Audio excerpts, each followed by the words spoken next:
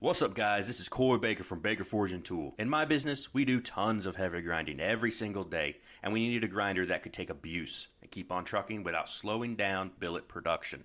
The AmeriBraid variable speed 2x72 is just that. All heavy-duty parts and framing with well-thought-out accessories that are easy to use and not bogged down with lots of tiny parts. By far, the best accessory item that AmeriBraid sells is their surface grinding attachment. It is absolutely foolproof and the best in the industry. With quick-release magnet system, there is no prying your workpiece off the platen. Very fast to slap a billet or a knife onto the table, engage magnets, and start surfacing with precise increments. On top of all of this, their customer support is outstanding. Eric and Kevin are always available and fast to help with any situation. If you're in the market for a top-of-the-line grinder, or maybe just an accessory to add to your existing setup, go to AmeriBraid.com and use the code HUSTLE100 for $100 off any grinder package. All right, next up, the Hustle and Grind Podcast.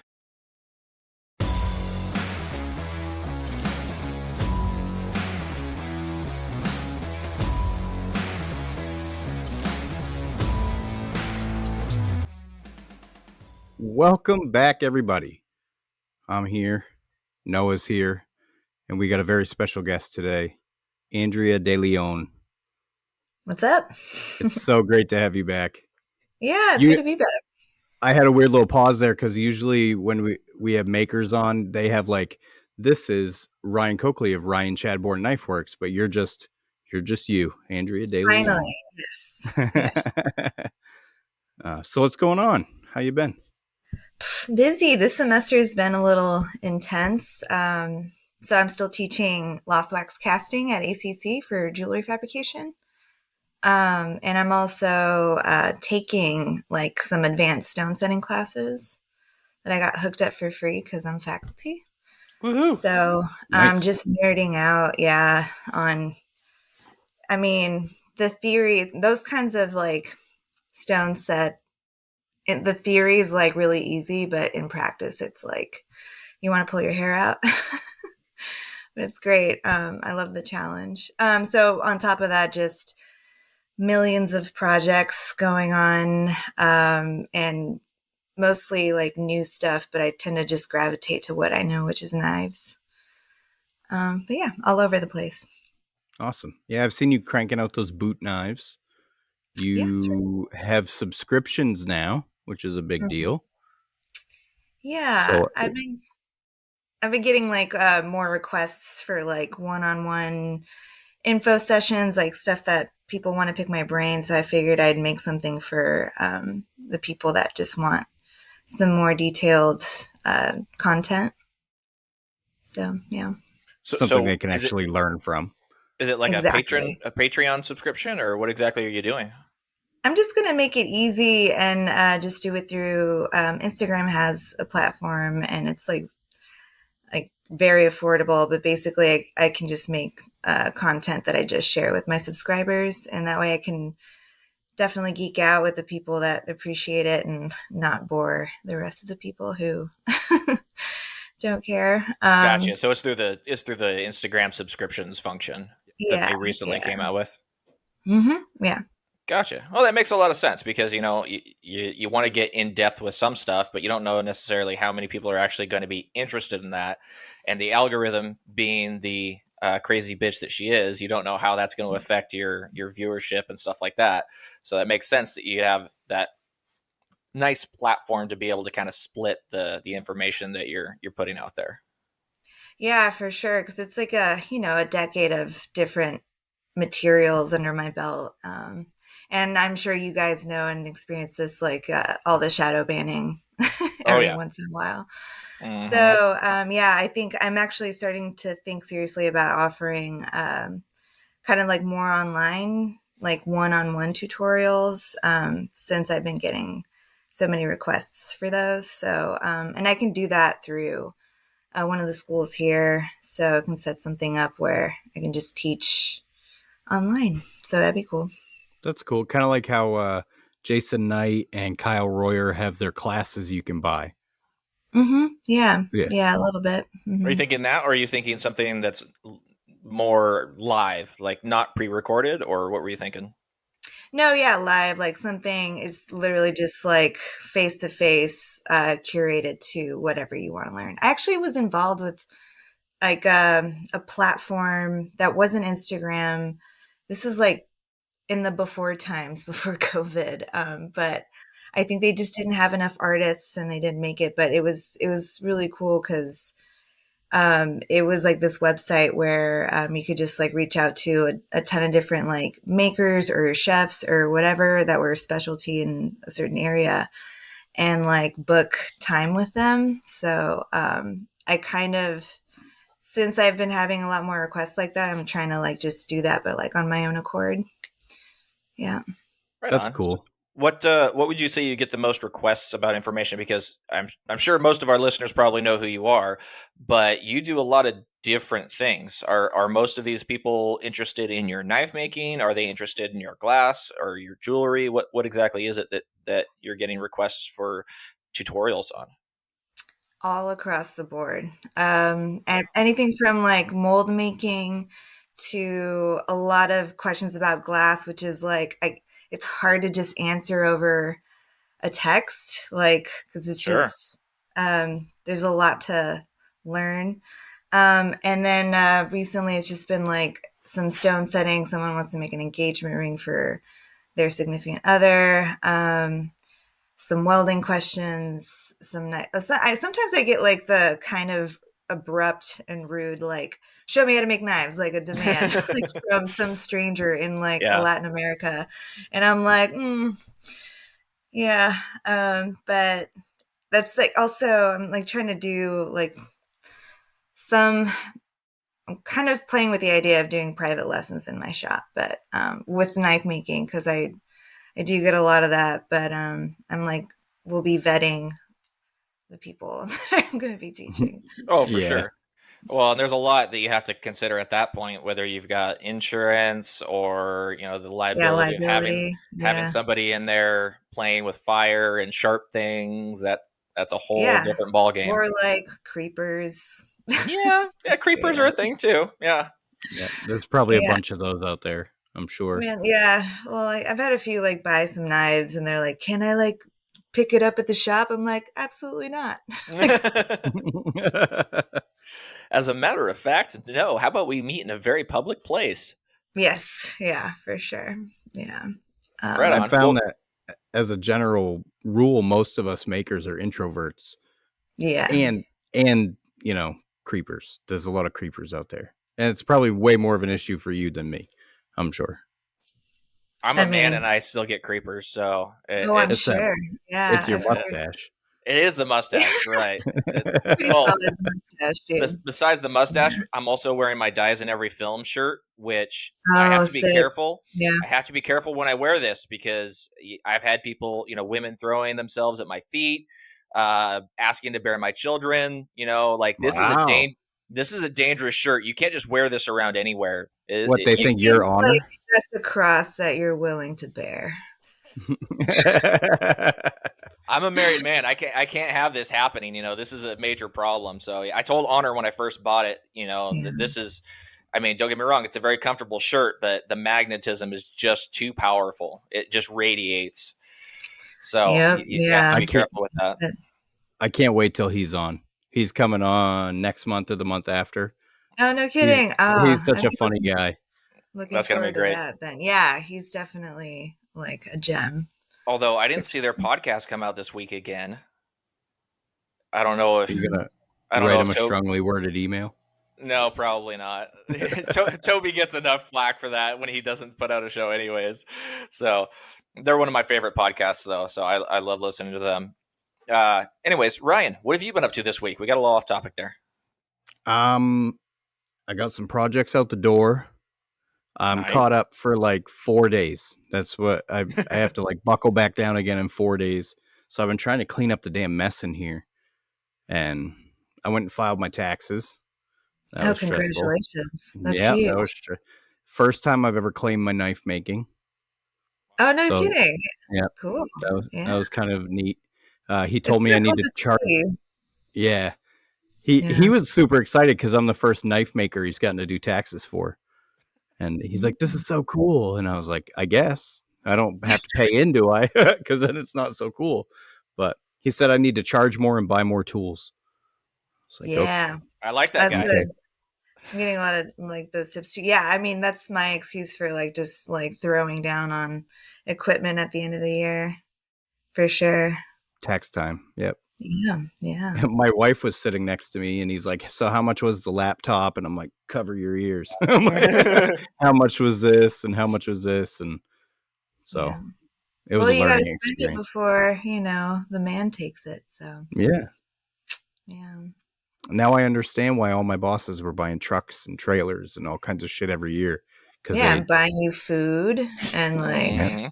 yeah, hooking yeah, it up. Yeah. yeah. That's why I always Nice.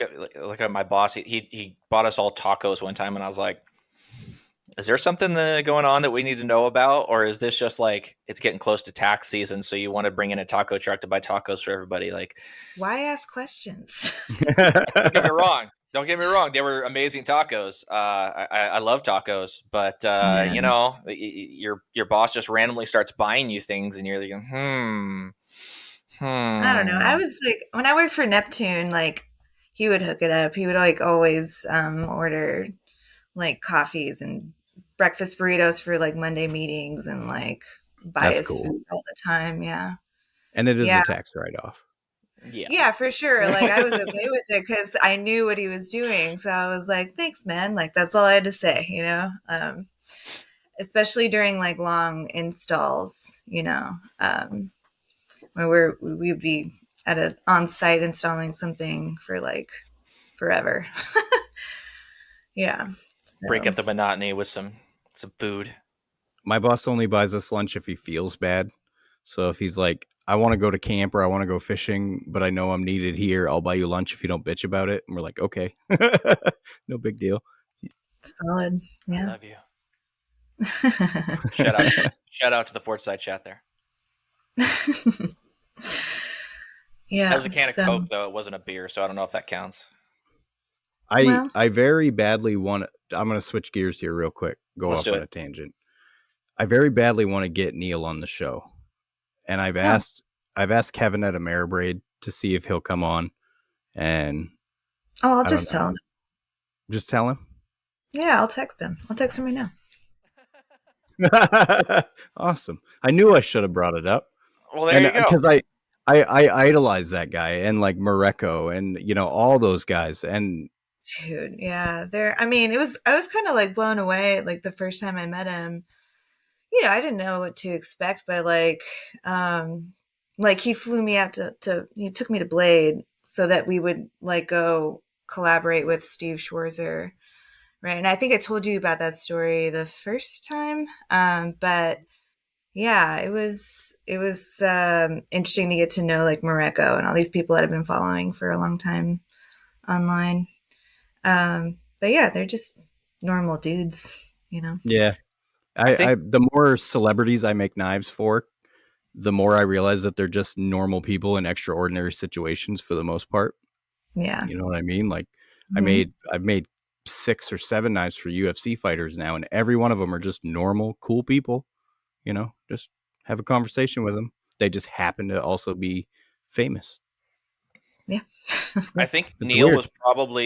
Neil was probably the first knife maker I followed on Instagram actually, and the difference is that I followed Neil before I was a knife maker because I just liked his style, Yeah, and I was like when he called me over the phone, like I just liked how he did things. He's like, I don't measure anything. I just how it comes out is it how it comes out. Like take it or leave it. And I'm like, damn, I need a little more of that. Like You I got to take forever. respect that. Yeah, Yeah, that's yeah. awesome. But ironically, like Mareko was the one that like pointed me out to him.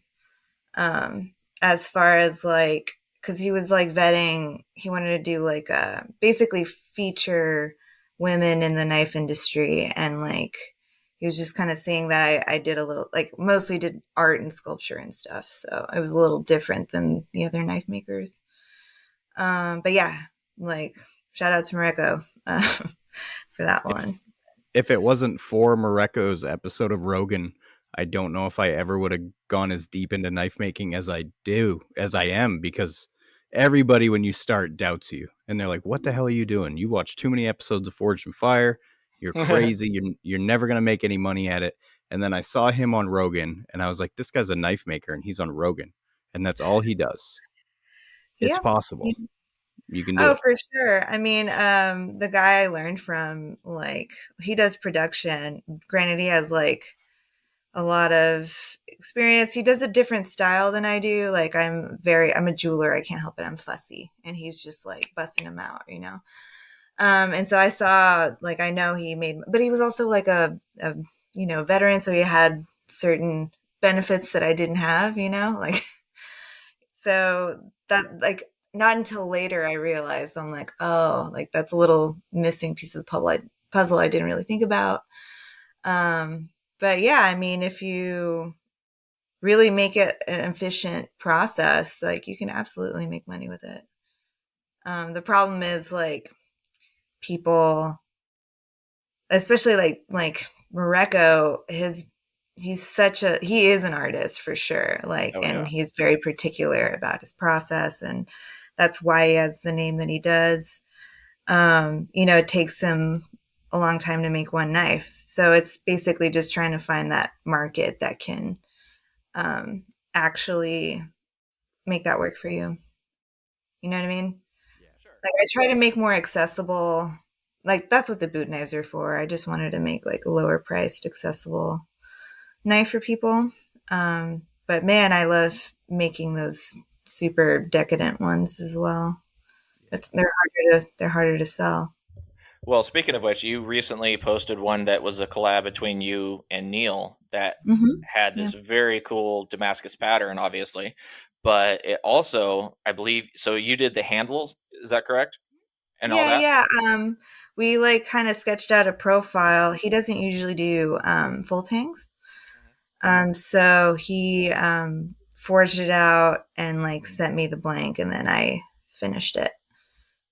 So Yeah. that one had a very unique handle, particularly because did you put those handle scales together yourself? Yeah. Yeah. So I can you used talk a to do little bit that about the thing. handle? For sure. It was basically like a blue dyed stabilized burl.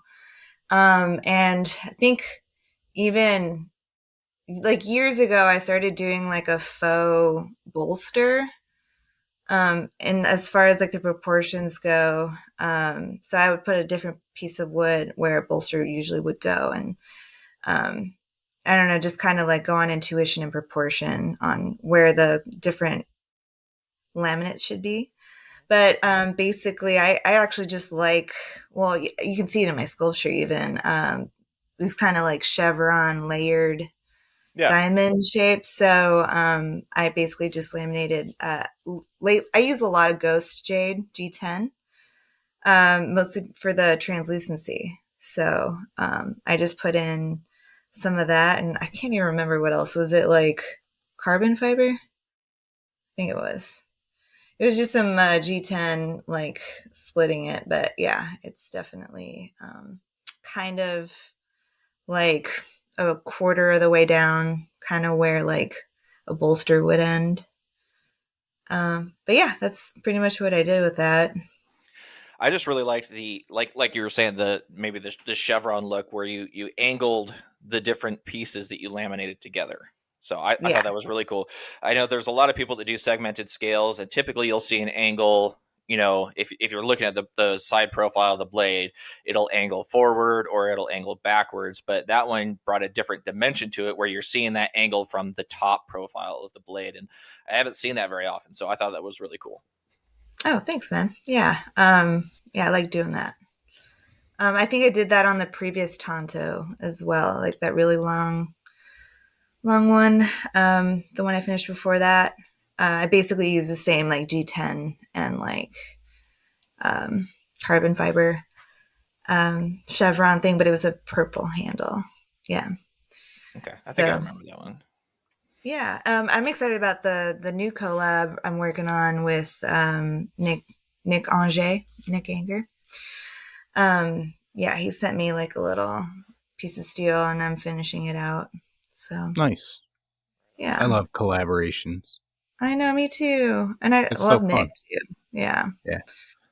Yeah. He's such a solid dude. Yeah. You Right guys on. have So, any collaborations in the works? I do. I'm doing one with Mike Jones Knife and Tool. Mac Jones. Mike Who? Jones. Yep. Yeah. He's Yeah. got the blade, and Flying Shark Knives is sending us some scales, but I don't know if they're going to work because dimensionally, like the spacer in the scales lands right on a 1/4-inch pinhole. Yikes. ooh, Yeah. Yeah, that's not so gonna we be might fun. end up doing something else for the Well, handle, but for whatever, sure. whatever it turns into. Yeah. I mentioned to go back to Oakland to finish the collaboration with Leah Arapach. So we were like last time I went up there in the summer, we were I did this like blown piece of glass. It actually has like a shifty color. Depending on what light it's under, it looks like a different color. Um, and yeah, I think that's the only, I definitely want to finish that one, with her soon. She's really fun to work with. Like, um, both get like kind of fired up and like deliberate different jobs. Nice. So, yeah. Noah and I are doing a collaboration for the Patreons too. Oh yeah. Cool. Yeah, I forged out a piece of Sanmai, and I'm gonna send it to him as soon as I get it off of my bench because it's sitting there and I haven't sent it to him yet. But it's Right forged on. out, so I just need to send it to him. But yeah, I love Sanmai. I wanted to anneal it before I sent it to him, so that way he could easily shape it. So I just haven't gotten around to that yet. It's I easy have Otherwise, an enough. oven too. it's kind of a Yeah. oh, that's true. You do. I don't know. I just kind of wanted to like, okay, here it is. It's finished. It's ready for you to just use. You know. Anyways, I Just stick it in a box and send it. Fuck it. yeah, I yeah, know. fuck it. I'll anneal it. All right, I'll just I've do got it. a wood stove. I'll just anneal it, and when it's hot, I'll stick it in the ash. Let There it you go. cool. Yeah. There you But speaking of ovens, so I said on a Mhm. previous episode, if I were to build another oven, I would just buy one. Mhm. Well, I lied. I'm going to build another one. Oh, But it's going to be big. It's going to be 4 feet long. go. So, 4 feet damn. long. yeah, I'm Right thinking on. I've 4 done feet. some like that though. Yeah. I'm just trying to figure out how I can hook up multiple thermocouples so it doesn't get too hot in the back and not hot enough in the front. You can do that. I know there's a way. I just haven't figured out the way yet. I haven't found the. If you're building it, then it should be straightforward. I mean, I don't know anything about the electrical. I just know about like the fabrication part, but Yeah, uh, that's what I mean. The electrical, the wiring in oh of yeah, no, that's multiple Chinese. thermocouples. I can't 'Cause- remember where I heard, but there was somebody. It might have even been on another podcast talking about a specific controller, basically that it takes those. You know, let's say you've got three of them. You know, going from the front to the back, and it takes those three values that it gets, and it calculates the difference between the two of them, and then it puts out the number. And I can't remember exactly. There was a specific brand name that somebody threw out there that I can't remember what it was, but there is a controller out there that someone makes that you can buy for relatively inexpensively to control that. And I know it's Yeah. very doable. I'll figure it out. I never don't figure it out. House said that his kiln has 3 thermocouples and it'll heat up that section of the kiln individually. So when you open the Yeah. door, the front coils will come on, but not the Yeah. back coils. Paragon He's made got their the knife Paragon kiln like Pro. that. Yeah. Mm. Yeah, Which there's different they levels that you can depending on how much money you want to spend. But the Paragon Pro, I think, is the one that does that, and Yeah. it's Yeah, also I got was the nerding cool out with them guillotine about door. that. Yeah, that's I think crazy it's pretty- cool. Yeah. It's I mean, because that matters so much with what we do. Like Yeah. so much. The first oven I built was like 18 inches deep, and it would get so hot down in the end that it would melt the tips off the blades and they were junk. The first run I did were all Ooh. destroyed, and I was like, that's kind of weird. I need to figure that out. I moved the thermocouple back and it fixed it, but this oven's going to be 4 feet. So I think Yeah. I'll need like 4 of them. You're gonna do like swords and shit? Yeah, I think so. I've always Yeah. wanted to. I don't know if there's a market for them. Never wanted to. No. I don't know if there's any market for them. I'm like, I don't think you could pay me enough. Like, unless you'll hand sand it, then I'm down. Yeah, no kidding. Yeah. All right. Well, hey, Ryan, let's throw out an ad for our buddies over at Phoenix Abrasives, and then we can move on to talking about artistic process. Artistic process. Hustle and Grind podcast is sponsored by Phoenix Abrasives, your one-stop abrasive shop. When you go to phoenixabrasives.com, click the shop icon in the upper right-hand corner to find all the abrasives you'll ever need. Check out the Incinerator 36 grit ceramic belts, along with the Trizact Gator belts that the hosts of Hustle and Grind use every day. When you check out, use code HUSTLE10 for 10% off your entire order. Thanks, Luke. Thanks, Luke. And thanks, That's Greg. Luke. Greg at Phoenix has been taking care of me use lately. That. Need new belts. Yeah. There you go. Yeah. Have you tried those incinerator belts? Yeah. Those things are freaking awesome. Yeah, actually, I have. Yeah, I play around with the different brands. So. Yeah, the ones that Phoenix has that I like the most are that incinerator, or if you don't want to spend quite that much on one belt, although it does last, those VSM Red Ferraris are really good. I've had a lot of good luck with the VSM brand stuff. That's my go-to 36. Quick shout out to B Cone. I ordered one of those black felt buffing belts, so I'm going to try that out this week and see how that works. Because, like most knife makers, the one thing that I'm most scared of in my shop is my buffing wheel. So eliminating that, should be. eliminating that, and being able to. How many times has a knife flown out of your hand using this? I don't want to admit it. Why not? There's only one tool in my shop that scares me more, and it's my table saw.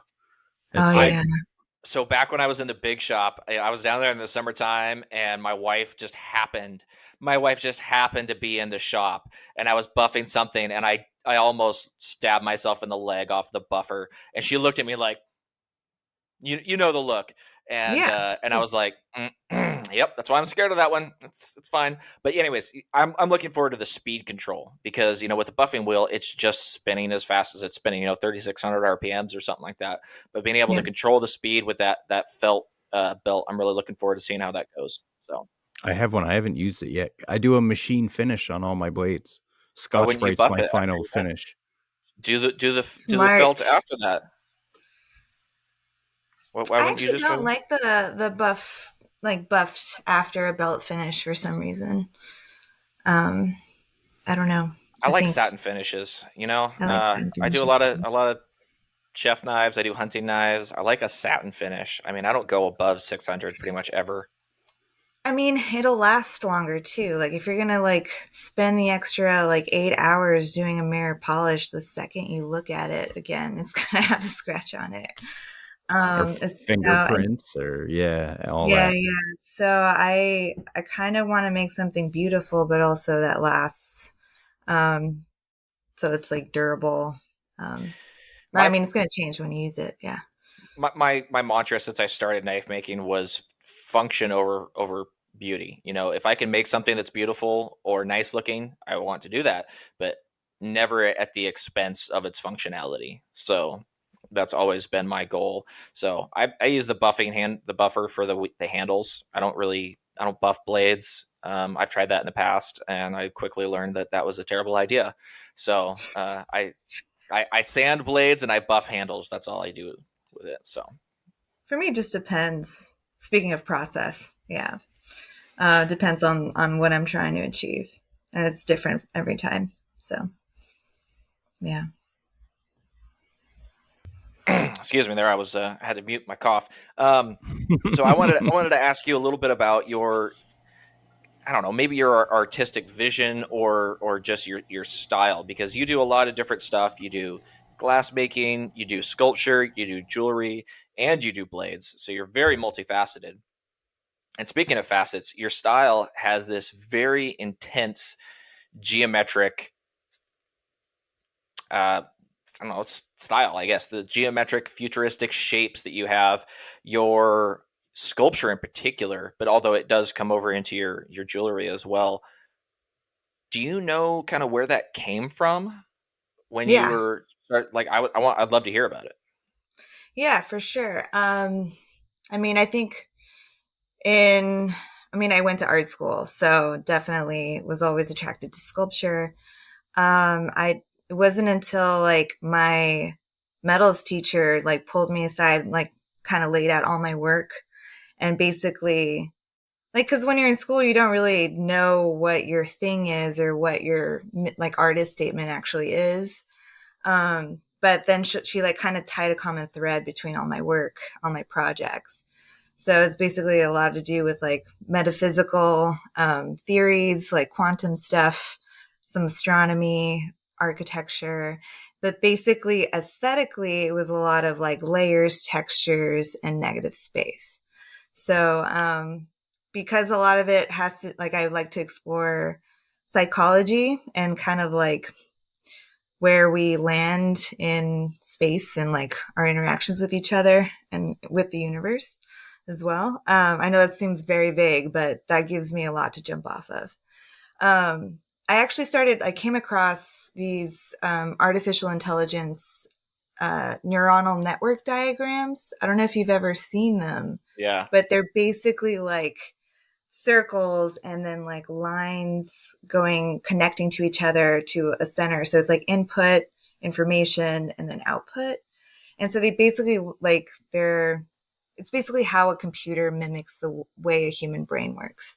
But on a visual scale, it looks like this like very geometric grid. So I started kind of doing that with welding. And I loved being able to like make larger sculptures without the weight.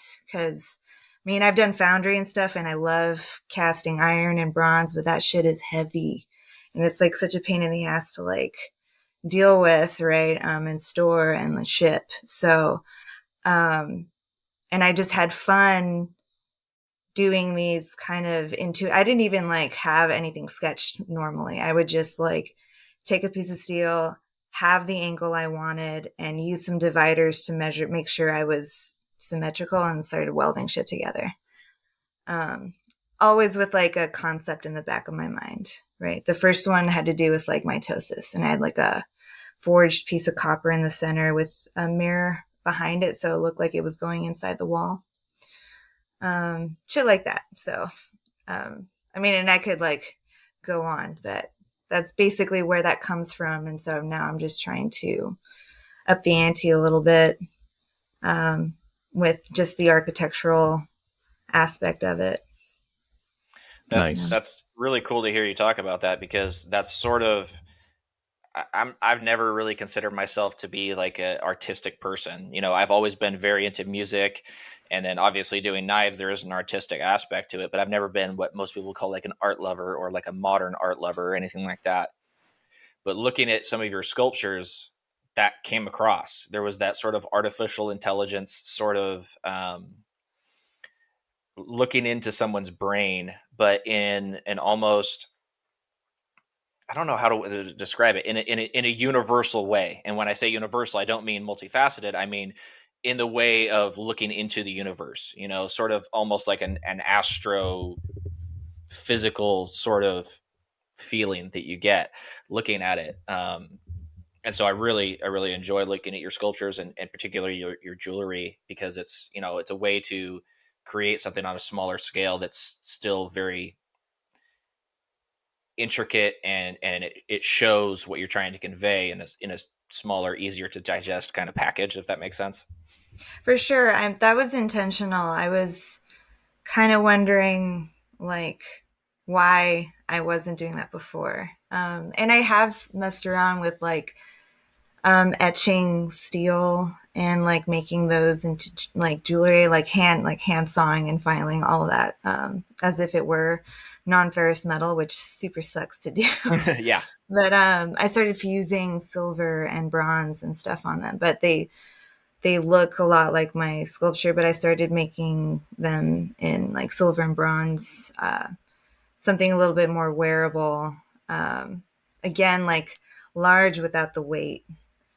So yeah, I'm trying to move further in that direction and kind of explore. Also, kind of like keeping in mind, like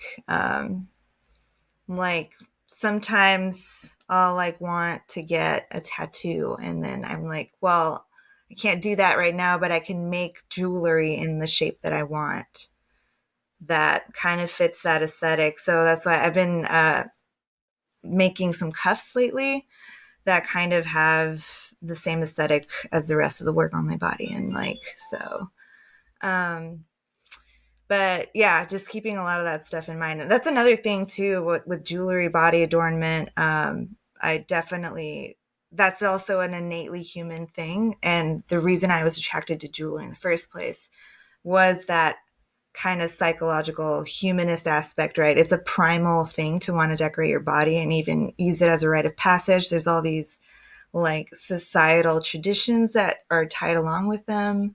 Like signet rings and like stuff like that, that are heirlooms that are passed down. And yeah, I don't know. I was really fascinated by that. And like, if you really dig through, I highly recommend you guys check out Society of North American Goldsmiths, their website. There's some really wild shit out there. Like people make wearable conceptual art, like stuff that questions how you're holding your body, or like you can't get close to someone, or marks the way that you walk, or like it's like kind of definitely a little more artsy and kind of intellectual, but it's also kind of super weird, which I love. So I don't know. I don't know if you've ever heard this podcast before, but we're into weird here too. So Good. Oh, well, I figured we're all the same kind of crazy, right? Yeah. Or very similar at least.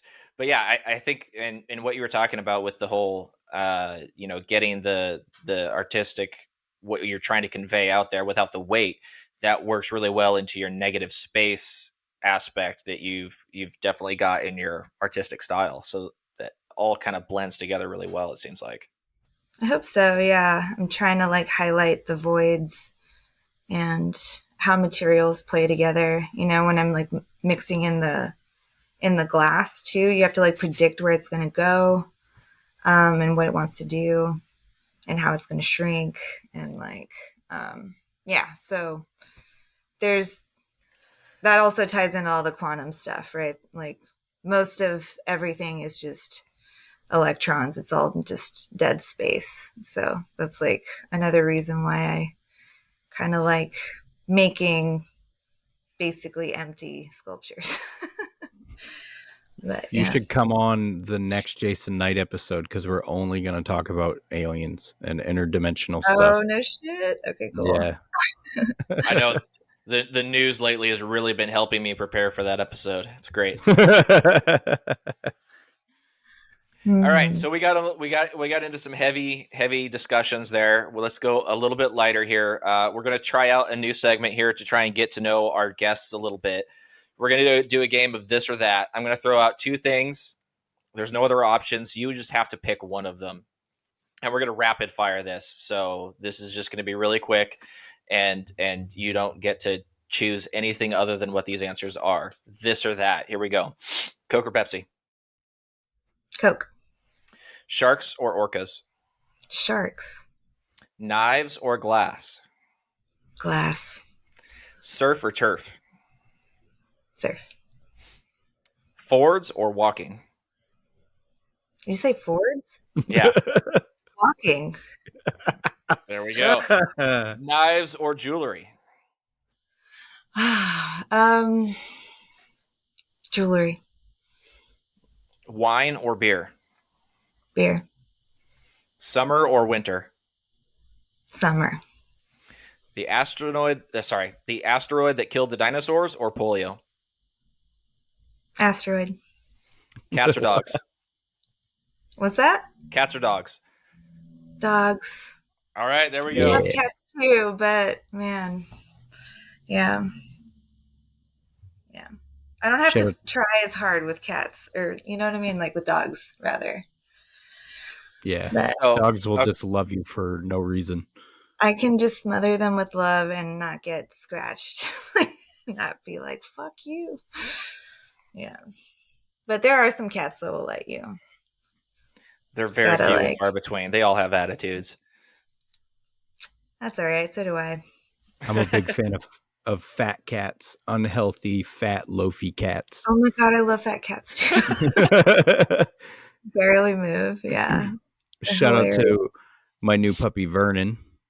He's getting Oh, how's Oh, Vernon big. doing? He's Yeah. getting big. He went to the vet the other day. He's already 30 pounds. He's 14 weeks old. Damn. He's a big boy. No. Has he been hanging out with you in the shop lately? Not so much, but him and so it's weird because I have 3 dogs. I got my older one, Carolyn, Georgia, my other hound, and then Vernon. Georgia hates him when they're in the house, but as soon as they're outside, like to the point where she'll ask to go outside just to play with him.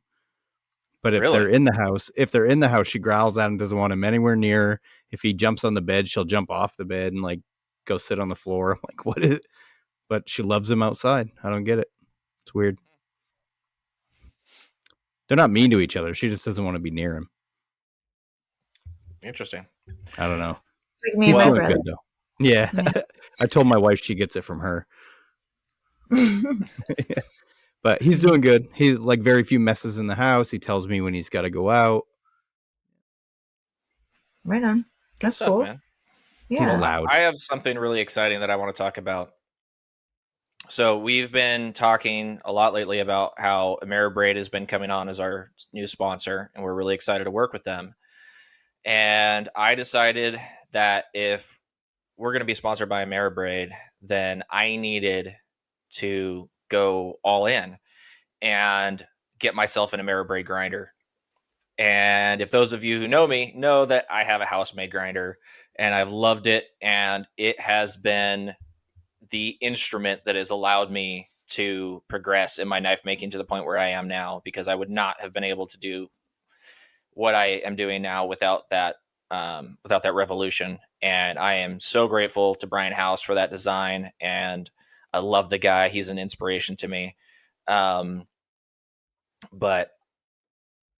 I love the way that Ameribraid makes their grinders, and I love the precision and the attention to detail that they put in their work.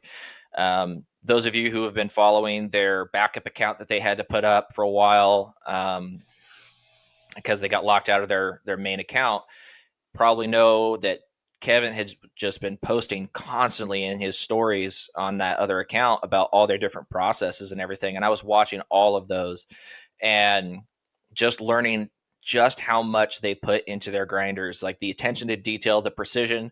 You know, Kevin will be talking about something. He's like, so we designed it like this, and, you know, it worked really well, but we thought if someone was to use this for like 100,000 hours, they could come up with this issue. And so to alleviate that potential issue, we did this, this, and this to make sure that that never happened. And if, you know, those of you who have met engineers know that that's kind of uncommon. Working on cars, I have choice words for particular engineers on a daily basis. So having something that's that well thought out and that well designed, and somebody who clearly cares about the product that they're putting out there, I mean, it's just something that I want to be a part of. So I ordered myself an Ameribraid, but here's the thing. I've already got a motor. I've already got a VFD. I already have a wheel set. So all I had to do was buy the frame. And here's what I want you guys to take away from this. Their frame is extremely affordable for somebody that wants to just get in the game. If you use our code, the Hustle 100 code, that gets you $100 off, even just the frame. So I think that makes the frame by itself, I think $675 with that $100 off. So for $675, that's not that far above some of the other DIY kits. If you're somebody that doesn't have a welder, or if you're somebody that just doesn't have the skill to put something like that together, or you don't trust yourself to, you know, have something that's going to be spinning at that many revolutions, and you want to make sure that it's precise and safe, I highly recommend that you look into it. I'm going to be posting some videos when I get it. Hopefully that'll be this week or something. But I'm really excited. So go check out Ameribraid's website. I mean, they literally have stuff for every different price point. You know, whatever your budget is, they've got something for you. If you want to go full hog, I mean, you can get a legit setup. I think their Get Grinding package is pretty much everything just to get going, I think it's under $2,000. So, and this isn't like you get a flat pack box. Like, it comes pre-assembled, it comes ready to go. They make everything in house. They make their own freaking knobs, for crying out loud. I was watching a video of theirs the other day about how they make their knobs. It's awesome. So I'm fully on board with Ameribraid. I'm going to be posting some videos about that. Super excited. I just wanted to tell you guys about it. So there you go. And to give people a little bit of an example about the precision that you're talking about. So like, take the holes where your platen wheels are mounted. They're not just hoping that the plate steel is flat. They're machining inserts into those spots that are machine fabricated perfectly straight. Mm-hmm. You know, I always it's not appreciate that. I used to be a machinist, and like all those, I mean, it takes time to do, and Oh, for like sure.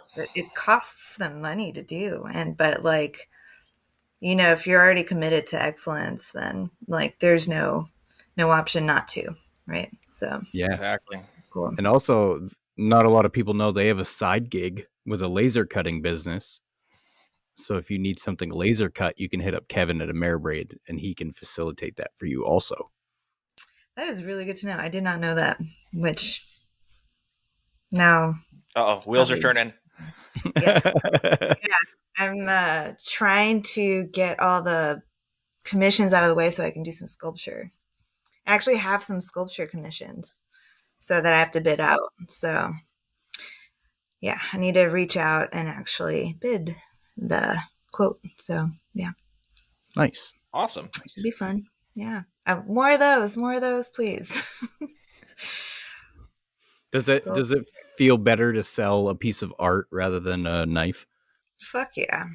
I mean, look, like that was easy. People really enjoy my knives and my jewelry, man. Like that's why I do it. Like when other people are like wearing my stuff or like using it on a daily basis, and they're like, look, I'm even someone need a knife for this like potluck, and here's your knife, you know, and I'm, you know, stuff like that where like people are just really stoked on it. Like that definitely, you know,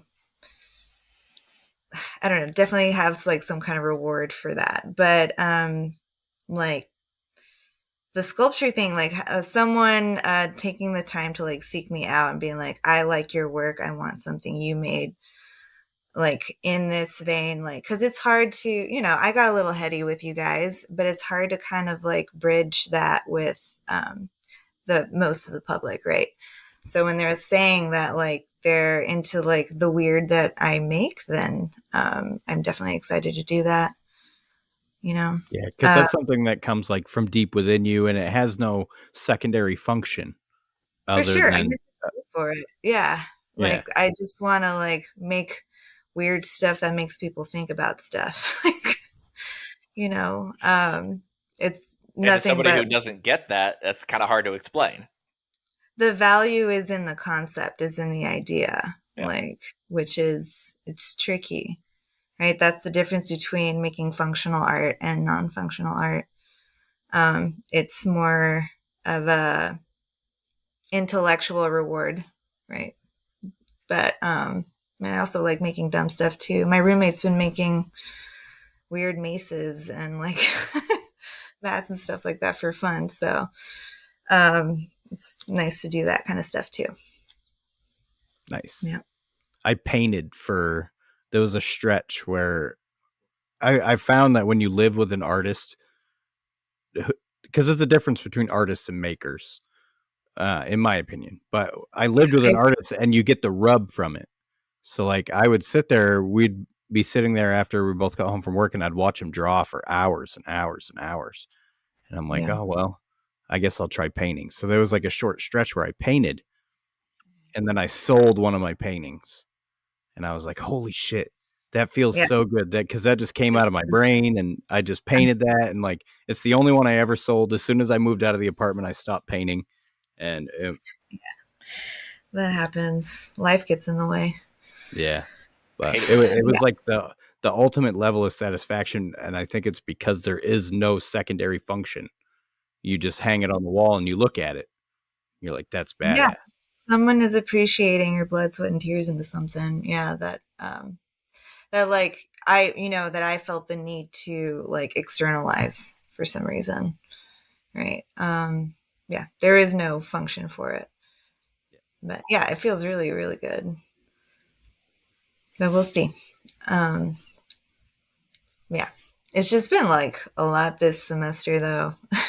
I'm also like working for my old boss, doing glass stuff for him. Just getting more knowledge under my belt. So like finding the time to do all that is like really hard lately. So I'm right looking there forward to with you. spring break. Yeah. The balance. Everything's. Sometimes I know people that are busier than me, and I just don't know how some people do it, because I know. after a I while, don't my know. brain just shuts down. It's like I can't handle one more thing. Like, come on.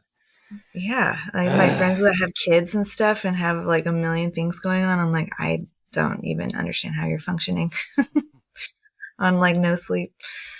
So With difficulty. yes. That's Yeah. how. Mm-hmm. And now I've actually had kind of a chill winter, as compared to some other ones that I've had. And now I'm back into orders, and it's like, oh, I have orders again. I need to. Oh crap! Now I actually have to. I need to get this stuff done. When was I finding time for this before? I don't remember. Yeah. So When you start yeah. like kind of going through like all the deposits, you're like, oh shit. Mm-hmm. I need to get this But done. that's a good place to be, man. Well, it's motivating, and Yeah. I struggle with motivation. So when you have people that are expecting something from you, you kind of have to force yourself to be motivated, and I need that. I work in I need freedom within structure in order to function properly, and that's why moving into a smaller shop actually worked well for me, is because it provided some structure, and I have freedom within that structure, but I need that structure there for me to actually produce something. And That makes a lot of sense. Yeah. orders for me are that, everyone's always talking about their dream is to be able to just make whatever they want and sell it or don't sell it, and I can identify with that. Like, don't get me wrong, that would be fantastic. And it's like, if something sells, great. If But something it's still doesn't a sell, job. It's if still something a doesn't job. sell, who cares? Like, I get that.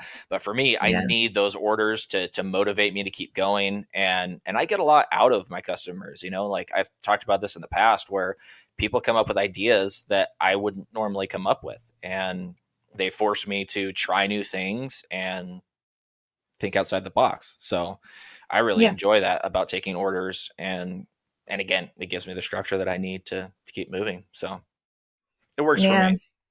That's why we're a good podcast duo, because I thrive off chaos. I function I function best under chaos. And that's why I cooked for so long, because anybody who's worked on a line cooking in a very busy restaurant knows all it is controlled chaos. The chaos in the moment to the end game. And the I end feel like game that. is it's And I need this sheet of paper. Otherwise, I will forget everything on here, and it'll just go out the door, and I'll just sit here talking about nothing for an hour. I like those moments where like you have to think on your feet. Like there's a lot on the line, including like your own safety. And like you have to be present and like nail it, or like a lot is at stake, right? So I think I'm kind of in the same. I'm in between you guys, I think, as far as the way that I work. But instead of motivation is fleeting, so I rely on self-discipline. Like whether I like it or not, I'm going to go to my shop, like, and I'm just going to be there. Right. And I treat it like a job. Like I'm going to stay here for, I don't know, 7 hours, like until this time. And, like whether I like it or not, like I might not work on what I'm supposed to be working on. But a lot of the times it does end up like, you do come back around to those like things, that have to get done, like the orders. And like, I have an app that kind of helps me organize my priorities, because there's just a lot a lot that I've taken on, and I'm excited about all of them. But yeah, tattoo machines actually are on the top of that list. I've Yeah. always wanted to build one because I've got Yeah. 2 brothers that are tattoo artists. So like, here's a machine. Here you go. Use it. Yeah. Yeah. So I actually just got a welder yesterday. So I can actually start making like the other types of frames instead of just making like the brackets for rotaries. So we'll see. Damn, it would help so much if I had a mill, but well, I'll figure it out. Yeah, I've thought about buying a mill because my tax guy said I need to buy tools. So A I little was bench thinking top about one. that. Well, there Yeah, you go. just a little You one. need But one. what would I use it for, though, you think? Bolsters? Because I do a lot of hidden tang. Oh yeah, every single one. Bolsters, or even I don't know how you do your hidden tang handles, but The dowel method. yes, the quick and efficient way. Mhm. Yeah. Yeah, I still have yet to try that. I don't know why I didn't do that this last time. Whatever. Just decided to do it the hard way. You can mill fullers. Yeah. Oh, I could. Like our boy Yeah. Nate Wapple. He was doing that. He was actually doing that right before he came on the show last time.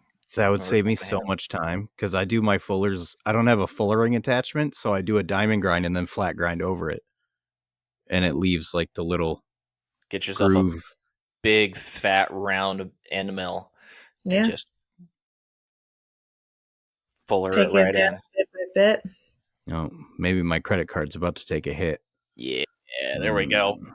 Seriously. There are bad decisions on this show. I was trying to think of it.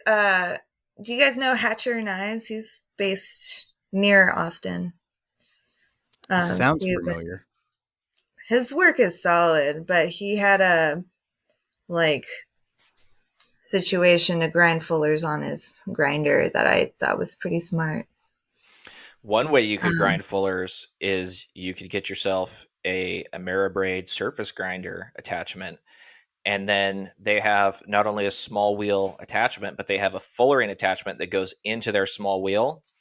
You could slap your blade flat on your surface grinder and then slowly work your way in, grinding back and forth with the wheel vertical, and that's a get good idea. yourself. That's super dope that they did that.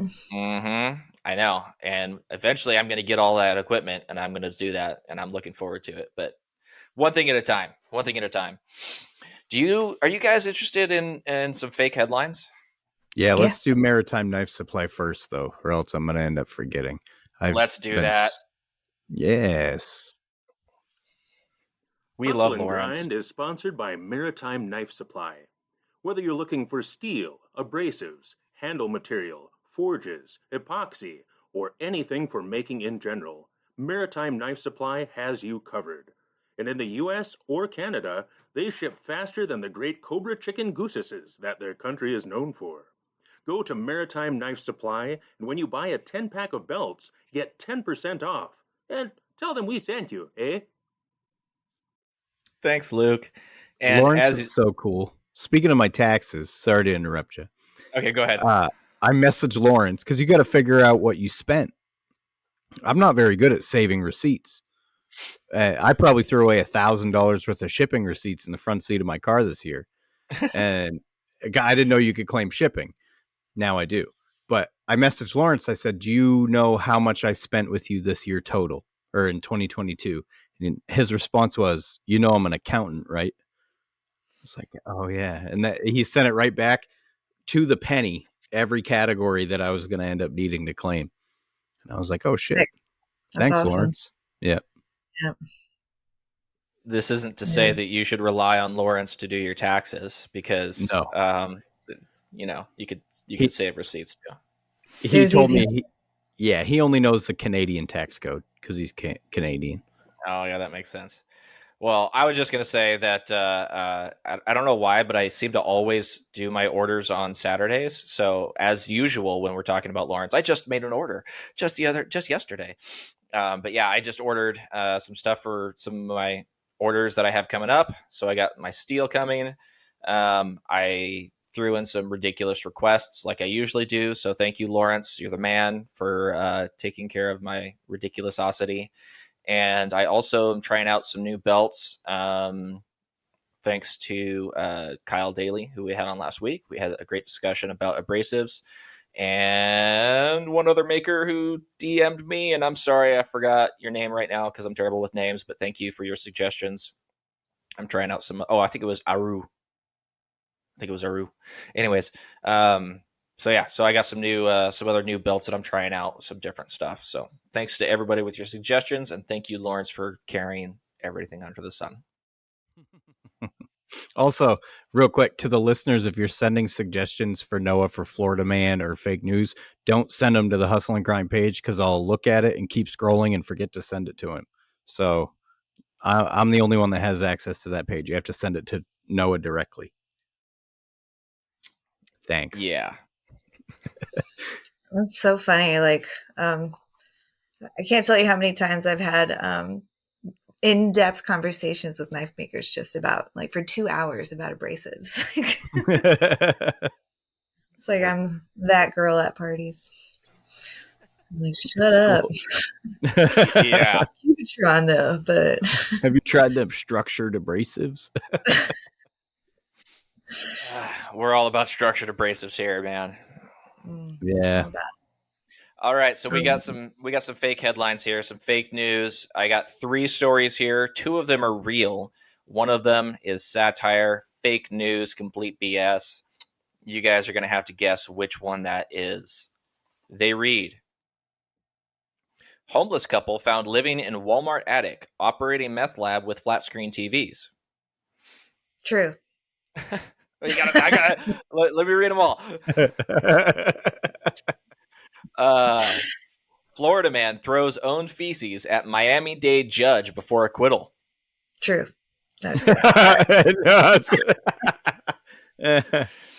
And lastly, Florida man breaks into house, shaves cat's head, and leaves without stealing anything. God, those all could be true. I know you say Florida, and then I'm like, well, that's could be true. No shit. on Florida, but you know. I think the last one's fake. Let me just read them off one more time. We got a homeless couple found living in the attic of a Walmart, operating a meth lab, and they had flat screen TVs. That was on 60 Minutes. Pretty sure. Was it really? Yeah, I think that was on a news show. Because they were there for 3 years. Florida man throws his own feces at a Miami-Dade judge before acquittal. And Florida man breaks into house, shaves the cat's head, and leaves without stealing anything. Well, the second one, would he still have gotten acquitted if he threw shit at the judge? Because acquitting means they let you go. So I just read them, man. I don't. That's all I have to do. I want to say the last one because cats wouldn't let you shave them. Yeah, that sounds very reasonable. I've tried to shave a cat. You're like, fuck that. I'm out. Scratch the shit out of you. Yeah. Mm-hmm. We pay to have our cat Kiki shaved every year because she's a Maine Coon. Her hair gets out of control, gets all matted. Oh, yeah. Yeah, we have her shaved every year. They're so cute. Good luck doing it yourself. Yeah. Speaking of fat cat, she's a football. She had a litter very young. I found her in a junkyard. So she's like a coon cat, but she's a miniature version because her growth was stunted. So, yeah. Aw. Yeah. Super cute then. Yeah. She's a good kitty. So, Noah, how do we do? Who's right? Who's wrong? I got distracted here. Ryan, what was your answer? The last one. The cat. Can't shave a cat. Okay, and you're going with the same one, right? Well, yeah. Okay. You are both incorrect. It was the homeless couple found living in the Walmart attic, operating a meth lab. And maybe it's the meth lab part that made it fake. I could have. I don't I know know. people have lived in Walmarts before.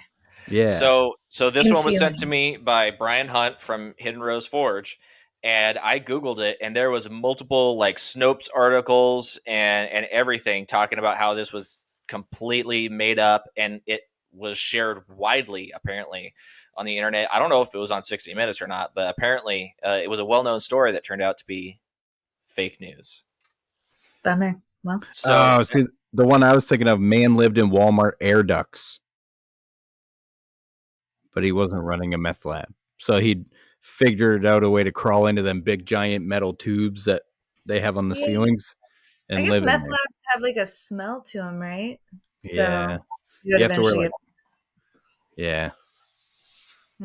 I mean, not that I would know. So unfortunately what that means is that a man did actually throw his own feces at a Miami-Dade judge before getting acquitted somehow. I don't know. And a Florida man did break into a house, shave the cat's head, and leave without stealing anything. And that one was sent in by Rodney Philman, the Sharp Carpenter, on Instagram. Nice. Solid. So Yeah. thank you guys for your submissions. I will say the Florida man shaves the cat's head. That one came with a picture, and that cat looked so miserable. It wasn't Oh. like it was just like one buzz like right down the center. So it looked like Dr. Phil. It was so terrible. Can we use that as the thumbnail for this episode? We might have to at this point. It Yeah, do was it. yeah. I felt here we go. I don't know how well you'll be able to see this on the camera, but it's there's just a glare. baby. Oh my god, it's a little guy. It's just a little Just kitten. shaved it right down the middle. Oh my god. Are you sure? Like, I mean, what was there kids involved? Like, did they just blame it on someone who broke in? Like, I didn't do it. A fucking stranger broke in. Like, you know what I mean? That I could didn't be read true. into it. Play it off. It's Florida. see that. Anything's possible. Last week we read off. It wasn't just me making stereotypes. No, we have every week. Florida man.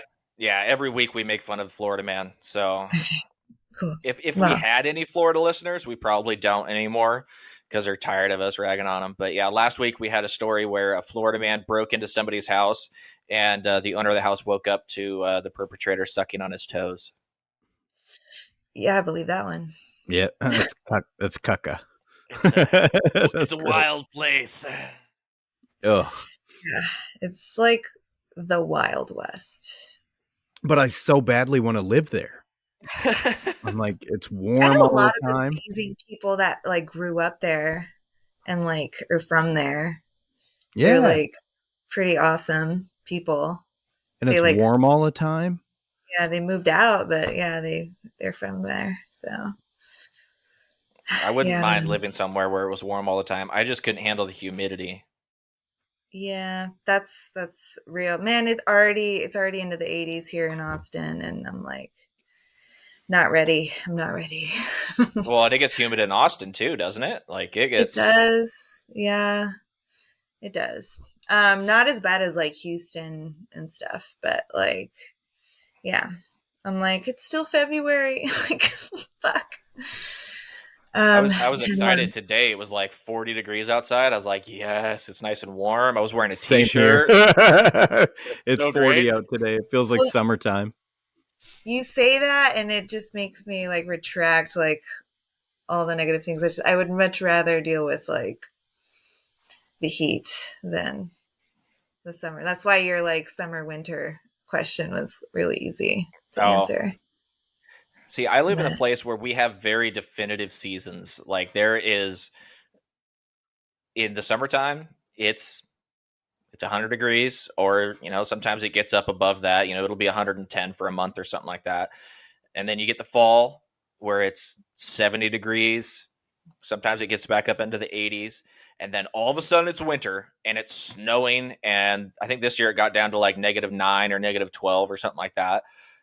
Do you guys get ice storms? We do. Bad. We did this year. We don't always, but yeah, we got a couple of ice storms this year. Fucked this entire city up. Like I heard that completely. Like, lost I saw power videos. everywhere. We It actually was so insane. there was the one that hit like the whole state, and over in Seattle everything's on a hill, like the whole city is built on a hill basically, and it Yeah. doesn't really snow or get very icy over on that side of the state. So nobody over there has winter tires or anything like that. Here, fall runs around, we put our winter tires on, spring we take them Right. off. Like we're always, very aware of what's about to come. But over there, it's not. So I saw videos of parked cars just sliding down hills, taking out all the other cars. Like it's like dominoes. You just see them all fall. And there's just this pile of cars down at the bottom of this hill. It was awful. I'm pretty Yikes. sure you guys make your roads out of a different material than we do. And Neil Warren told me that the power lines there are a lot thinner than they are here because ours can handle an ice load. We had an ice storm in 1998 that was like the mother of all ice storms. We lost power for 3 weeks. Like it was an ordeal. You couldn't go anywhere. Couldn't go in the woods because trees were just breaking everywhere. Yeah. Yeah. That was the most insane part. Like these 40-foot tall trees just spliced in half. Like I just made sure to park my truck somewhere safe. Yeah, I didn't have power for a few days, but whatever. It was just, yeah. Insane, but whatever. We're built for it. You guys aren't built for it. No. We have No, we're 6 not. months of winter every year. So it's, for us, it's like ice storm. All right, I'm going to the Dollar General. I need some milk. Like, Yeah. yeah. Well, Yep. and Yep. in Texas, you guys have a lot of like 2-wheel drive vehicles, right? Yeah. See, that's not a Yeah. thing here. Everybody No. drives all or 4-wheel drive. So Yeah. I'm really glad my truck had 4-wheel drive. Yeah, you can't My sell shop a car. That's all that mattered. I was really excited about that. My What was old that? truck was 2-wheel drive, and nobody wanted to buy it because it's 2-wheel drive. You can only drive it 3-4 months out of the year. Mhm. Yeah. Yep. What was that you said about your shop, Andrea? Oh, that my shop had power. Oh, So gotcha. I Okay. just would like drive over there and work. School was canceled, Nice. so I didn't have to teach. Free shop days. Love it. Yeah, That's exactly. awesome. Yeah, it wasn't I, that bad. I got snowed in one day last year, and it was when it dumped 24 inches of snow overnight. And my driveway's a hill, like I couldn't. Now I'm good. Like I could have made it into work, but I wasn't interested. So I just stayed home and played in the shop all day. Yeah, I explained it to my boss once. Our vehicles are our livelihoods. If I can't drive 30 miles to work, it's going to be worse than me just calling out one day when it snows real bad. Because if you crash, Yeah. Yeah, it's true. Well, insurance and doesn't cover acts of God here. right. Any way they can get out of it. Yeah, pretty much. It got real Ser- cold for like 2 days here this year, and that was it. Minus 41 for like a weekend was our coldest. That hurts. Minus 41? Yeah, it hurts. Ugh, fuck that. Yeah. Pickle, if whatever Nick Tobin says his temperature is, mine's always 10 degrees lower because he's like 3 hours north of me. So it's pretty consistent. If he says it's minus 51, it's minus 41 here. Yeah, it sucks. I'm I so would ready not for summer. well in that weather. Yeah, it hurts. Wait, I should rephrase that. I'm ready for spring. I really enjoy spring and fall are my favorites when I can just have a normal temperature. I don't like it when it's below 20, and I don't like it when it's above 100. Anything in between that, I'm good. It's fine. I like the heat. I have my heater in my shop on 80 when I'm out here all the time. You're a man. I want to be sweating. I don't. But well, I don't need the extra heat because as soon as I turn on the kiln, it's like, and then like being in front of a torch all day, kind of a little exhausting. But yeah, I don't know. I'm just getting older. And More it's fussy. warm there. So like here, if I didn't have the heat on, I fire up my oven. It takes twice as long to heat up because it's frozen. Right. No, here it's like my shop's in a metal building, so it's just radiant. It's like, and it has a bunch of windows, so it has that like greenhouse effect. Ooh. So yeah, I have to like plan how I'm going to do my day. If I'm going to like blow glass or something, like plan accordingly. Yeah, um, there was days in the summertime where I'd be out there forging from like 8 to 10 p.m. just because that was when I could actually get out there and not die of heat stroke. Because if you have the right. forge running in a metal box when it's already 100 degrees outside, it gets hot quick. Have you guys had heat stroke? No. I don't know if I've I've, actually ever like If like you've puked and probably. like stopped sweating and stuff like that Oh from yeah, yeah, I've had that. being like you just like are no longer sweating and you're just like sick. Yeah, I've been there. no. Yeah. No. I I absorbed the had heat.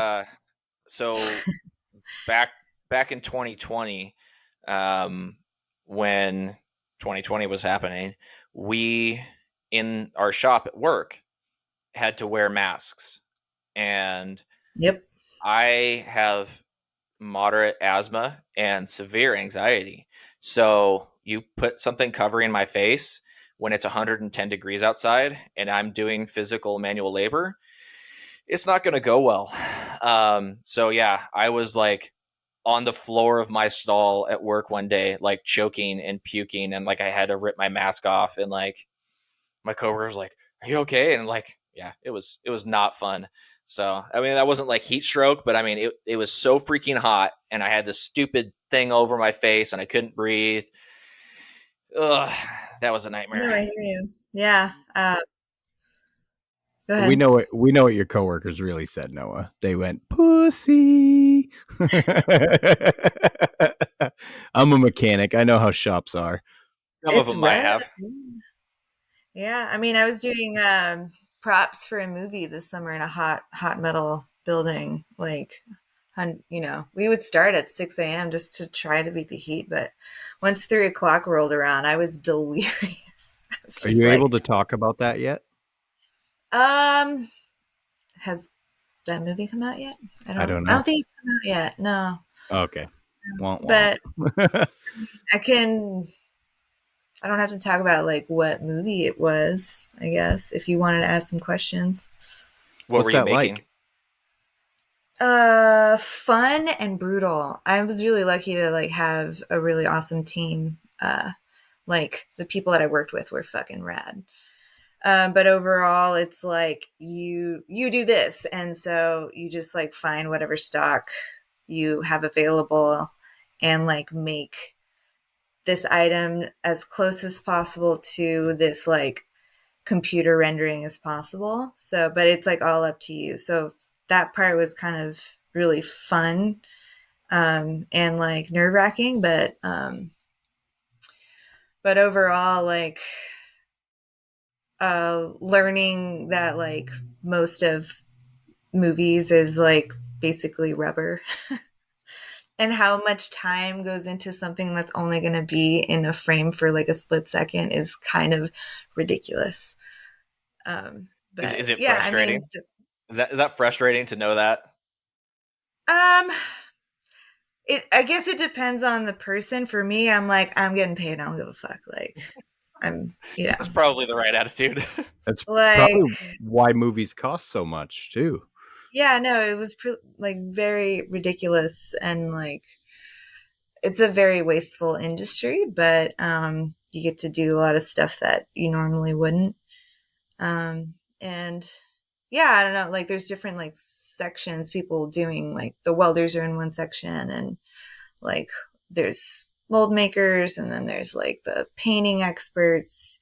So, and there's like a whole room full of like 3D printers and things like that. So, it's just chaos, to be honest. Because then all of a sudden, like this frame is being shot, and like all of a sudden you have to like stop what you're doing and all hands on deck to finish this one thing that's going to be in the scene or whatever.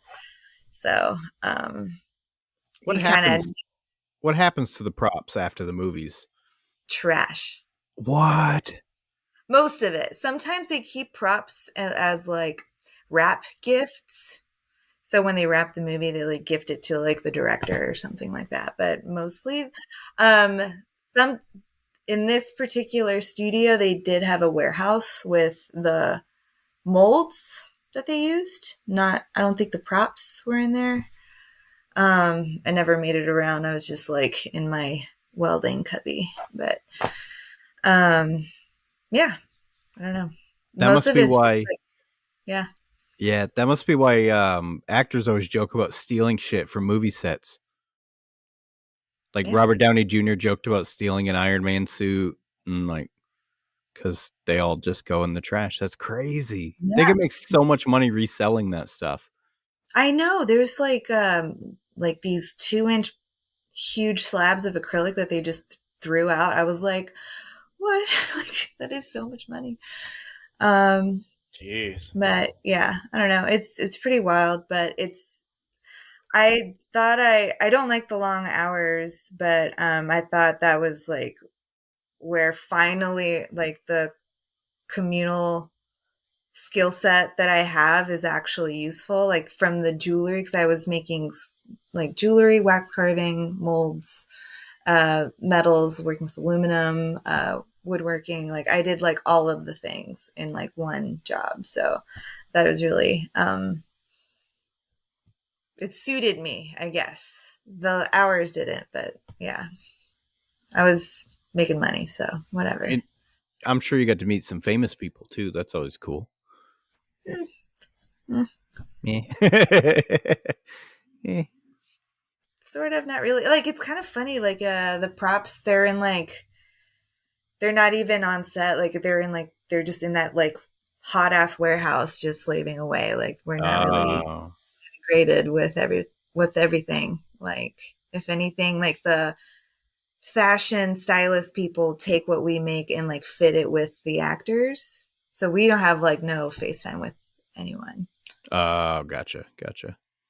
I would also imagine Hollywood famous is different than knife making community famous or like athlete famous, depending on which sport. But Hollywood tends to be a little weirder. Yeah, for sure. They I'm do, assuming. yeah, they do a lot more patting themselves on the back, I think, than most other professions. I lived in LA and like hated it. Not my job. I like my job and my coworkers. Like that's what I was there for. But like I just realized like, wow, like people here are different. Yeah. Well, everybody is a transplant, right? They all move there to be movie stars. Well, they Like, have a different end game, and like if you're not gonna help them get to what they want, then like stay out of the way, type of thing. That's like kind of the attitude that I got. I'm not saying that's a blanket statement for all because I have like a lot of solid, amazing friends in Los Angeles, like really good people, like solid. But like in overall, like granted, there I only lived like for like 3 months or so, but I kind of felt this like, who are you type of thing. I'm like, I'm nobody. I'm just here to work. no, I felt that I lived in the opposite end of the state for 2 years, and you Yeah, kind of get that feeling. Like, yeah. There's I a don't reason know. that Tool wrote the song Enema. Enema? Is it about LA? Are you not familiar with the song Enema from Tool? Yeah, I am. I I just didn't Oh. know it was about LA. Yeah, yeah, you lost me on that one. Oh, sorry. Yeah, no. The lyrics are this what is it? I thought it was Marilyn Manson's dope show or whatever. Uh, freak show in this effing hole they call L.A. Oh yeah. Yeah. Hope they flush it all away. It's a song about about the San Andreas Fault washing L.A. into the ocean, basically. Ah, well, that's a throwback. I even forgot about those lyrics. Okay. Freak show in this hopeless effing hole they call L.A. Yeah. See you down in Are they Arizona still Bay. around? What happened to Tool? They came back for they actually had a bunch of legal troubles after 10,000 what was that 10,000 Days. Days. Yeah, 10,000 Yeah, days. I after remember that.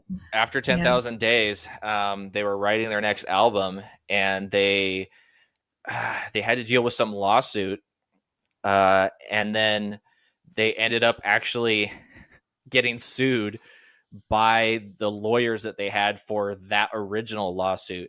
So they were in like this horrible like limbo where they couldn't write anything or do anything forever.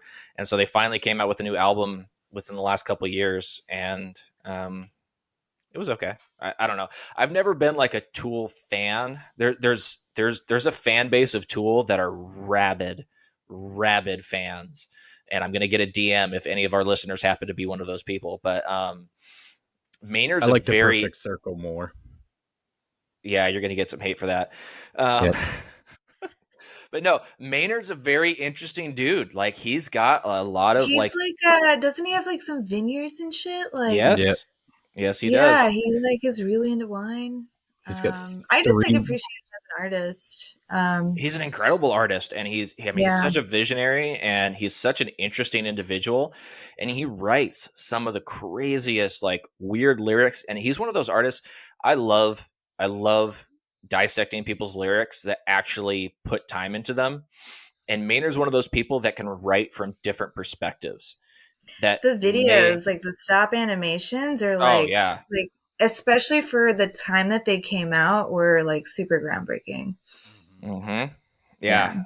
He's definitely a true artist, and I love the way that he's just able to bring different perspectives into his writing and come at things from different angles and really explore different topics in different ways.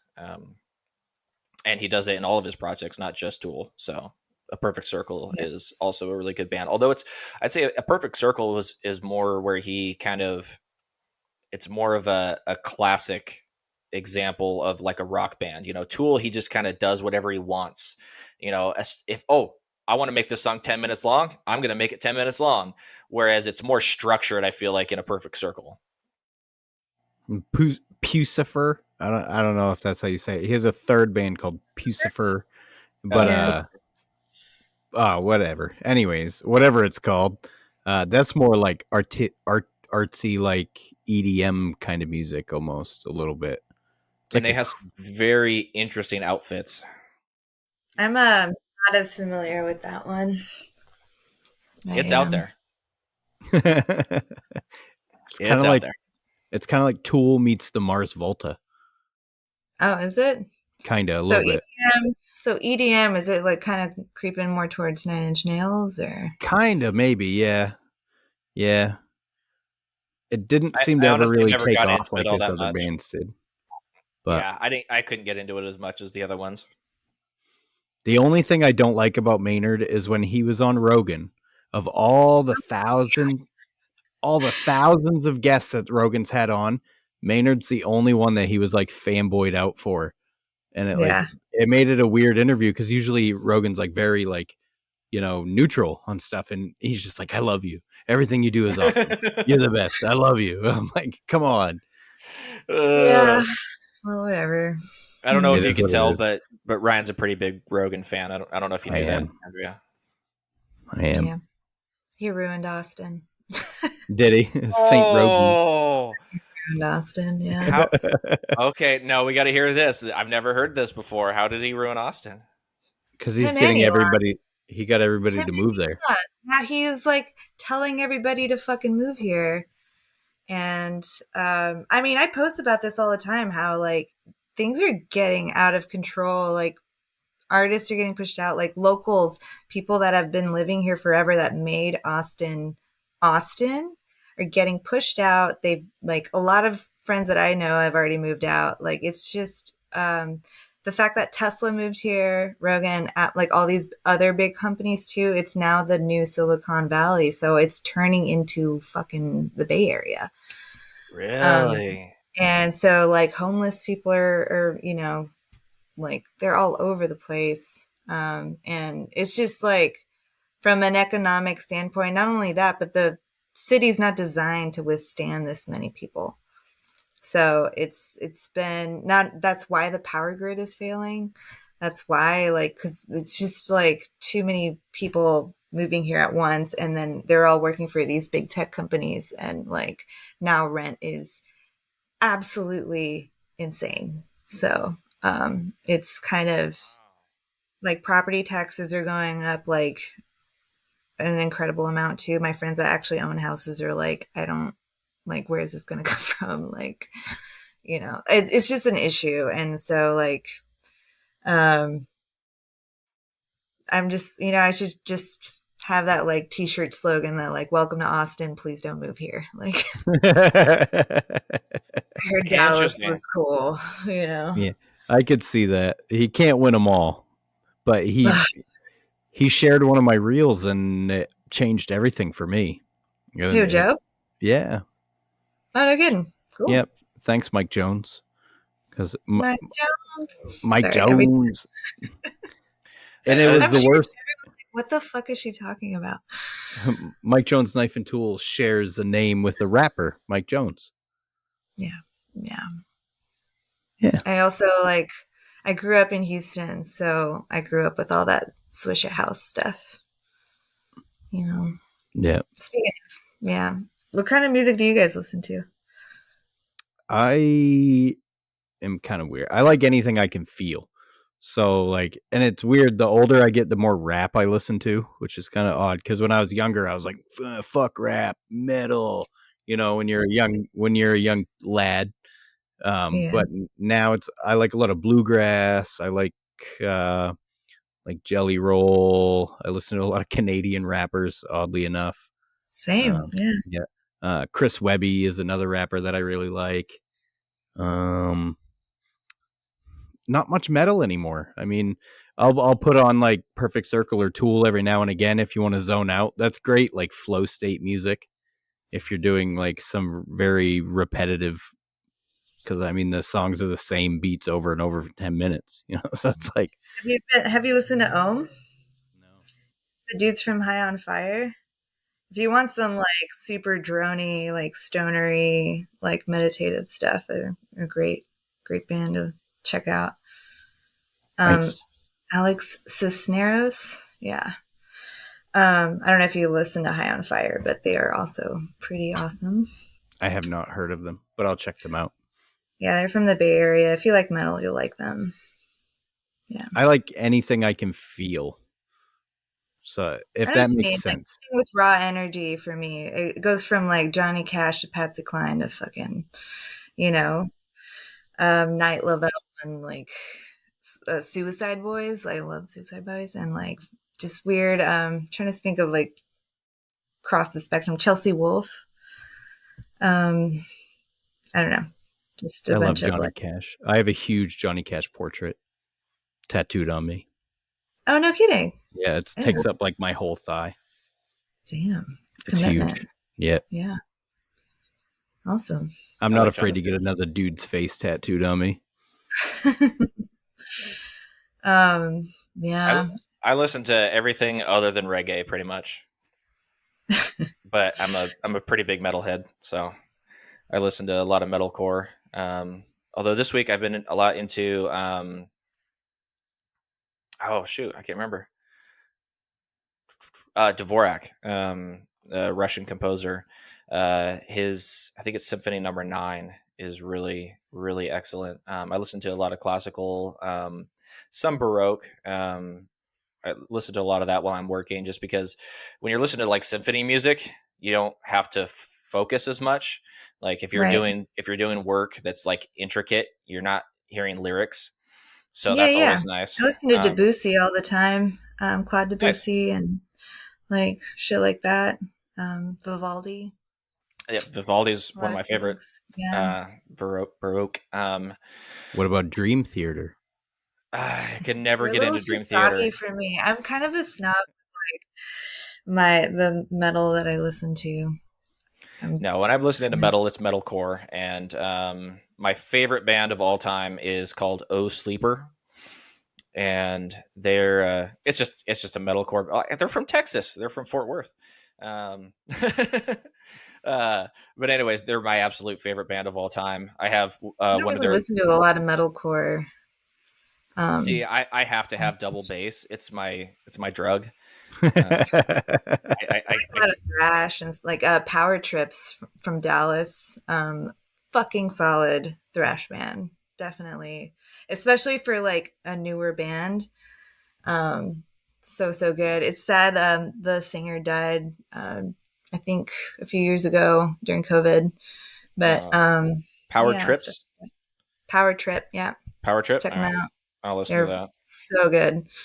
Yeah, a lot of stuff like that.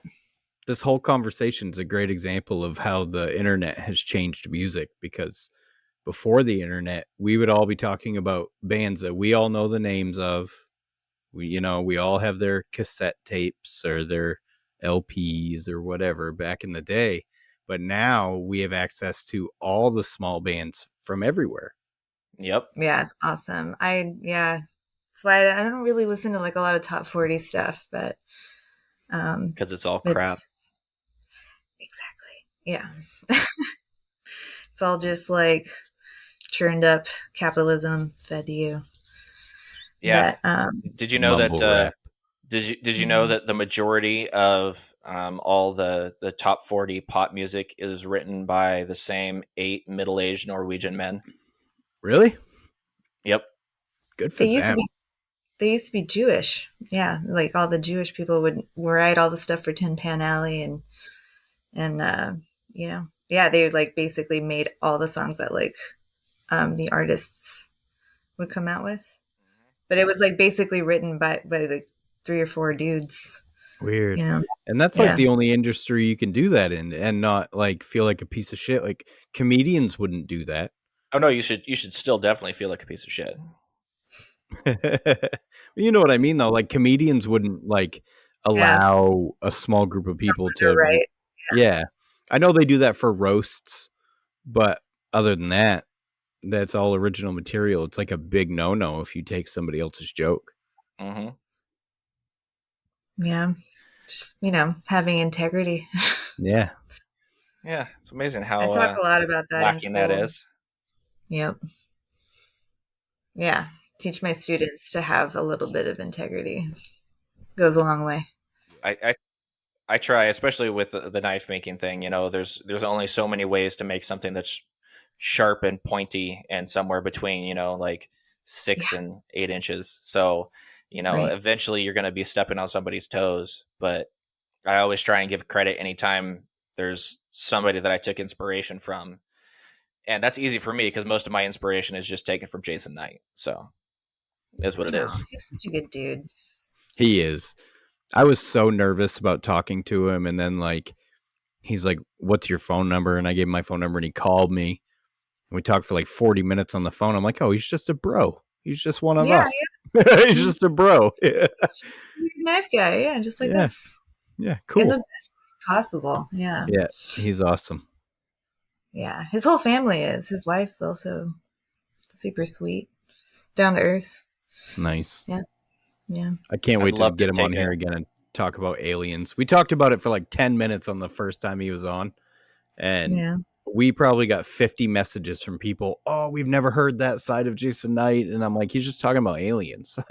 So we're going to do a whole episode talking about aliens, interdimensional aliens, physical aliens, probably space balloons now, whatever. I'm looking forward to that one. I've been doing lots of research about aliens. Find anything groundbreaking? Actually, yeah. Believe it or not, I actually have, but we're not going to talk about it now. But no, I would love to be able to take an in-person class from Jason. That would be so incredible. Travel. I mean, it's a big ways to travel down to Tennessee just for a class, but that would be super awesome. I would love to take an in-person class. Yeah, it'd be a wealth of knowledge for sure. If you do get the opportunity, take it, because I mean, yeah, I don't know. I've only gotten to like hang out with Jason, but like the few times I've been out to Steve Schwarzer, which isn't easy to get to either. His shop out in Crescent City in Florida. Like, man, it's I don't know. Those are experiences like you're never going to forget, first of all. And secondly, like they have like a wealth of knowledge behind them, right? So it's just trying to absorb as much as you can in a short amount of time. It's, I don't know, always like fascinating to see how other people do it, right? Oh yeah, Yeah. for sure. And like stuff that you're like, I never thought about that. Like I remember we were talking about like Feather Damascus, and the way that Steve does it was not at all how I imagined it was actually done at all. I was like totally kind of like, oh, huh.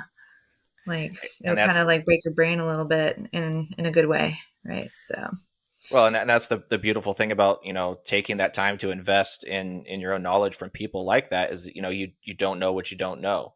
And then you find out that you didn't know it and you're like, how did I go this long, you know, not knowing that? And it's so much more valuable than you could even consider because you don't know. that's why I'm taking that stone setting class, because there's a lot of like amazing, talented Steves in my life. But Steve Krieshbaum, the goldsmith, who like I've set like faceted pronged stones before, but the way that he did it, he literally just like shifted the tool like 90 degrees, and he avoided this problem that I like kept having. And I was like, I can't believe it was like that, like that easy to just, I was like, but again, like he's about to retire. I like wanted to sneak it in before. I have so much respect for him, love this gem of a human, and like just wanted to have that time with him before he retires, if he retires. I don't think he's going to anytime soon, but I mean, he's 67, so I mean,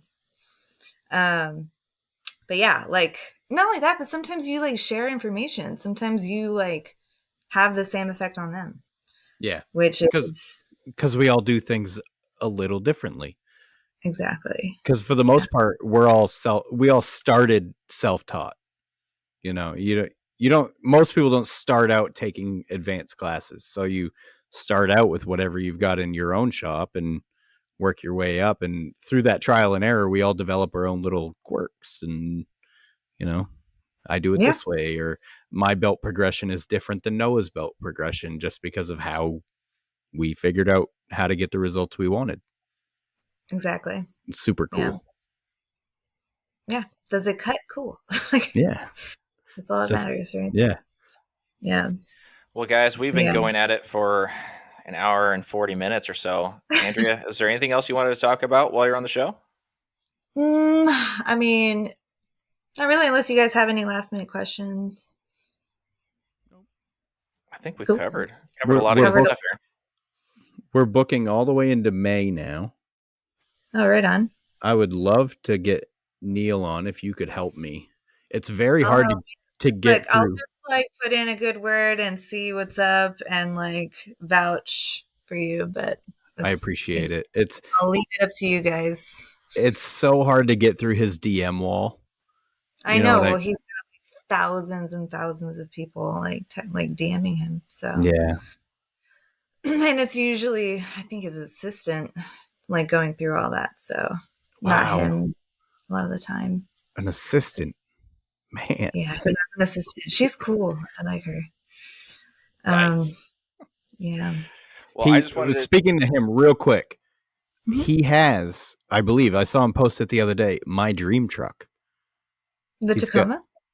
Is that a Tacoma, the 1980s Toyota pickup? The black one? Yeah. It's the truck from the Back to the Future. That's exactly why he got it. Oh, what? Yeah. So if he comes on, I'm going to have to talk to him about his truck, because that's my dream truck. Ever since I was a young boy, I've always wanted that truck. Lowriders. Oh, really? Right? No, I didn't. Yeah. Yeah. That's cool. Talented dude, yeah. That's why I picked this up so fast, right? So Noah and I are both mechanics. Y'all have plenty to talk about then. Yeah. But yeah, I'll put in a good word. I appreciate you. And thanks for coming on again. It was fun. Yeah, of course. Yeah. How do you like these new little segments? Are they silly? Is it like going back to 6th grade? I like them. I like them because like you said about Jason Knight, you can kind of I'm sure there's some podcasts out there that like how I got started and all that stuff, but you see a different like side of their personality or people, you know, so I kind of like that because these prompts or whatever will kind of share new light on something that maybe is not shown on Instagram or the internet or whatever. So Yeah, when you get to a certain level in anything, I think people get like obsessed with the seriousness and I have to represent my own brand and I have to be serious all the time. And I think that our little games that we play loosen people up, where like we don't care. I chain smoke on every episode, and it's like we don't care. But let's just have a conversation, be loose and natural, you know. And exactly. joking about Florida is very easy to do, so we do it. That's right. Yeah. But All right, guys. Well, hey, I just wanted to do a quick shout out. I forgot to do this last week. Chris at Rustland Revision. I don't know if any of you guys follow him. That dude is awesome. Yeah. So I recently got my new favorite keychain that I've ever had in my life. I got from him just this last week. So I wanted to give him a shout out on the podcast. If any of you guys aren't following Rustland Revision on Instagram, he does a lot of really cool hand forged stuff, and I highly recommend you check out his stuff. So he's also just an awesome human. Like he did me a solid in Maker Camp, like drove all my glass stuff down to Texas and like, so I didn't have to take a plane. Yeah.